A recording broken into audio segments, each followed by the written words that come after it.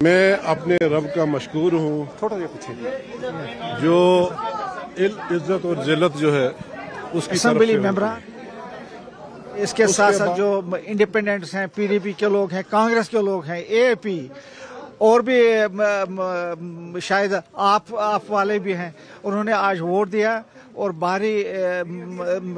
बारी नंबर से वोटों के नेशनल कॉन्फ्रेंस के कैंडिडेटों को जितवाया। तो हम इनके बहुत ही शुक्रगुजार हैं। ये नेशनल कॉन्फ्रेंस की जीत है, डॉक्टर फारूक अब्दुल्ला साहब की जीत है, उमर अब्दुल्ला साहब जो हमारे चीफ मिनिस्टर साहब हैं उनकी जीत है।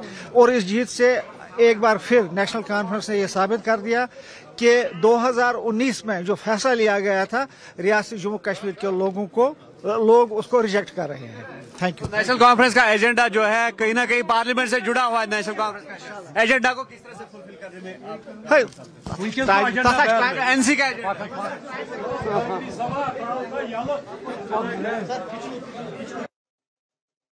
क्या कहना था। चौधरी रमजान थे जिनके बारे में सबसे पहले ये इनकी जीत का जो है ऐलान हुआ था। चौधरी रमजान ये साबिक वजीर भी हैं, तो चौधरी रमजान ने जीत हासिल की है। उसके बाद अब आपको हम सुनाएंगे कि क्या कुछ कहना है शमी ओबेरॉय का और क्या कुछ कहना है नासिर असलम का। तो ये आप देख रहे हैं कि ये नेशनल कॉन्फ्रेंस खेमे के लोग हैं। एनसी का खेमा काफी उत्साहित है, चूंकि तीन एक दो नहीं बल्कि तीन मेंबर्स उनके जो है जीत कर राज्यसभा पहुंचेंगे। और ये जीत के हैं तीन मेंबर। रमजान चौधरी जीत चुके हैं और सज्जाद किचलू जीत चुके हैं, और जबकि तीसरे शमी ओबेरॉय भी जीत हासिल कर चुके हैं। अब सबसे बड़ी बात यह रह गई है कि इनको ये थोड़ा इस पर मंथन करना है कि आखिर चौथी सीट वो जीत क्यों नहीं पाए। चौथा जो उनका उम्मीदवार था इमरान ने बेटा उनको वो क्यों नहीं जीत हासिल करा पाए, जबकि बीजेपी ने बहुत ही शानदार मुजाहरा करते हुए नंबर्स हालांकि बीजेपी के पास सपोर्टिव नहीं थे, लेकिन फिर भी बीजेपी के सत शर्मा ने जीत हासिल की और बीजेपी के सत शर्मा अब राज्यसभा के मेंबर हो गए। मैं अपने रब का मशकूर हूँ थोड़ा सा पीछे जो इज्जत और जिल्लत जो है उसकी तरफ से होती है। उसके बाद मैं अपनी पार्टी की लीडरशिप का, जनाब डॉक्टर फारूक अब्दुल्ला साहब का, जनाब उमर अब्दुल्ला साहब का दिल की अमीक गहराइयों से शुक्रिया अदा करना चाहता हूं, और अपने सीनियर लीडर्स जो हर वक्त मेरे साथ रहे, मेरी सपोर्ट में रहे, उनका भी मशकूर हूं।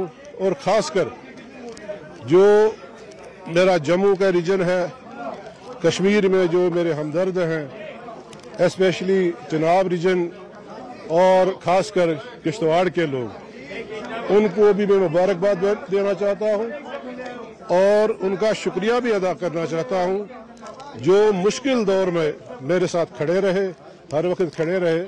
मैं उनका जितना भी मशकूर हूँगा। हम जाएंगे जी पार्लियामेंट और जम्मू कश्मीर के हर आवाम की हम वहाँ जाके मुश्किल जो भी हैं उनको मुश्किलों को हम उनको हल करने की कोशिश करेंगे, एड्रेस करेंगे, जो है अपनी मांगे रखेंगे और आगे देखते। नजरें काफी है आप पर, तो किस तरह से लोगों की उम्मीदों पर खरा उतरूंगा, हर आदमी की उम्मीदों पे उतरूंगा, जो मैं कर सकता हूँ जरूर करूंगा।